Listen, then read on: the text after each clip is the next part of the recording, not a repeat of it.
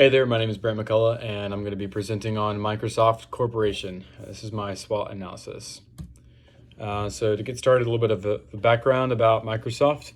It's a global technology company, and it was founded in 1975 by Bill Gates and Paul Allen. It's currently headquartered in Redmond, Washington. It is best known for its Windows operating systems, Microsoft 365 productivity suite, Azure cloud platform, and the Xbox gaming system. It's one of the world's largest and most valuable public companies. Right now, its market cap is at 3.56 trillion, ranking it among the world's top 4 most valuable companies. Current price for a share is $478 as of today. And then its PE ratio is 34.01, indicating that there's a growth premium, earnings per share of $14.07. And so this company right now is just marketed right now at a very high value, and it's a huge company. Going into the SWOT analysis, talking first about the internal, which is the strengths. The first thing is that it has deeply embedded software ecosystem, and there's just high switching costs. There's recurring revenue streams that are already embedded within the corporation, and that would be extremely difficult for the company itself to transition from. And so because of that, it's already a more valuable company as it is because of the ecosystem. And then also it has a very strong AI, which is Copilot, and cloud network, which is Azure, deployed across different productivity and security tools. So this is within their corporation itself, but also what they're licensing to other people.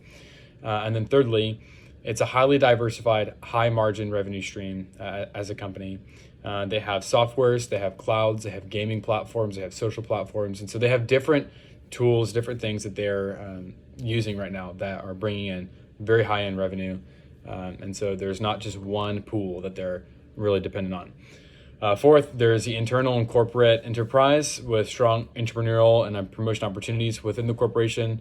There's a lot of employees, a lot of opportunities for these employees. And then lastly, they have a very powerful brand name and loyalty. They have global connections and developer relationships around the world that are very important to them as well. Going into weaknesses, we have mobile hardware and OS dependence on other systems. Basically, this just means that Microsoft isn't fully compatible within its own hardware systems. So it has to rely on Android, has to rely on iOS, basically to partner with their systems.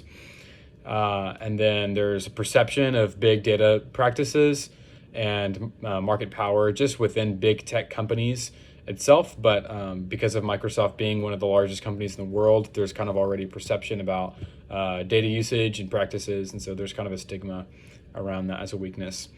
There's complexity within their products and services portfolio. So a lot of people can just be very frustrated with navigation and tools and just like how many things are going on at one time. That's very overwhelming, especially for a person who is wanting to start a business and using their software. There's just so much happening. And so that can be frustrating. Next, there's underperformance in market share demands compared to other leading tech companies. Basically, this just means even though it's one of the largest companies in the world, the growth rate is not as significant as other companies such as Apple. And so there's just a weakness there. It's underpriced demand. And then lastly, there's kind of right now a trend of overspending on AI advancement, even though the market itself is kind of unstable, the macroeconomics, it's highly volatile. And so there's a lot of spending being put into this thing that is new, which there's a lot of opportunities, but the overspending in that particular stream may put themselves in a rut. So opportunities. So going to the external. So within the industry, there's 5 opportunities I'm naming. First is global cloud expansion and AI development demands. So on the contrary to what I just said, there is a huge demand for AI development and cloud use. And so that is also just one of the main things that they're going for right now. There's also a lot of growth and cybersecurity solutions, integrating with different softwares, high-risk parties. That's a huge demand right now for a lot of different sectors. There's also emerging markets with small to medium businesses being digitized, so their businesses coming online. And so because of that, there's a lot of opportunities for softwares and clouds to be integrated with them. Next, there's the gaming industry is also still just increasing as well. And so there's an opportunity to be transferred more towards mobile content as well. And then lastly, vertical and industry specific cloud solutions. So different than cybersecurity, but cloud solutions for different sectors as well. And going on to threats, main one is that there is intense competition from other big tech companies. There are so many people who are trying to get the best AI right now. And so there's a lot of competition in that particular area. There are definitely impending regulations that are going to limit acquisition of data and the usage. And so that is just going to, at some point, disrupt the current flow of the market because AI is advancing so fast, much more fast than the regulations. And then because of that, there's going to be a rapid environment shift with the actual tools themselves, with AI, with edge computing. And so in the future, this could look very different than it does right now. Lastly, big tech companies are a big target for cybersecurity ransoms. So people are going to get their data and try to leak it. And so they're always a target for that.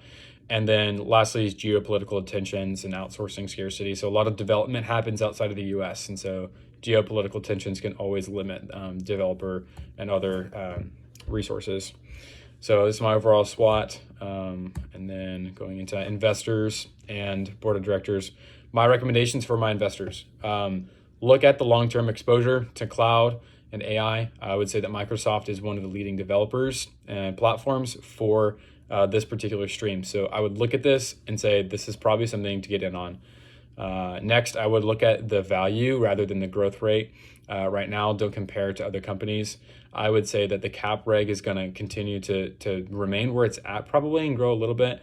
But with the AI upside, I think that it's a really good time to invest as well. And then just look out for the regulatory changes because there will be different changes that come. But I would say put for sure. And then board of directors, I would say absolutely double down on responsible AI and cloud development because one mistake and then you're out of the race. And then reduce the complexities in licensing, especially for SMB companies. And then I would say absolutely stay close to regulators so that you are prepared to choreograph your strategic alignment so that you are ready for whatever comes next. These are my recommendations, and I say thank you so much.